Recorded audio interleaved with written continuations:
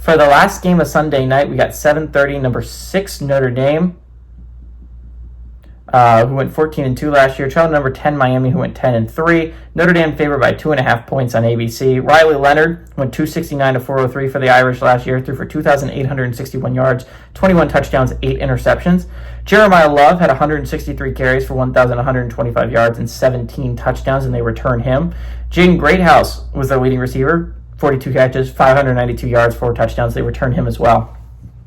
Miami does not return the same amount of production. Cam Ward, their quarterback, went 305 to 454, threw for 4,313 yards, 39 touchdowns, 7 interceptions. By far the best college quarterback last year. He does not return. He went number 1 overall to the Tennessee Titans. Damian Martinez had 159 carries for 1,002 yards, 10 touchdowns. He does not return.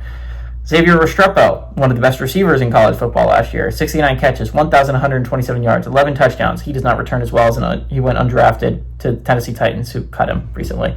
Notre Dame is 17-8 against Miami all time. Last game did go to Miami in 2017. Last time Notre Dame went on the road and beat Miami was in 1977. Miami has won 6 of the last 10 times these two teams have played.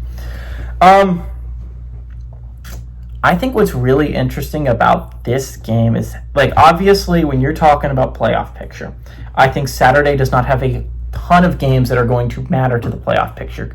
These are two teams that have college football playoff expectations this year. Notre Dame is coming off a national championship run. Miami is coming off a season where they were the first team out of the college football playoffs, in my opinion. And very close, right? And obviously, Alabama, I think, finished just ahead of them.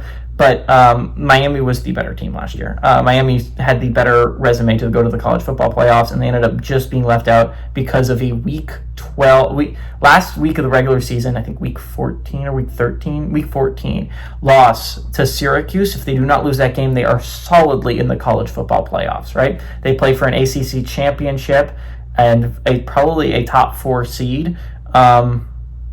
Between Miami and SMU, and I think that is extremely interesting, is if you do not lose that game, the college football landscape isn't insanely different, because instead of Clemson, it's Miami and SMU, but I think it's going to be really interesting this year.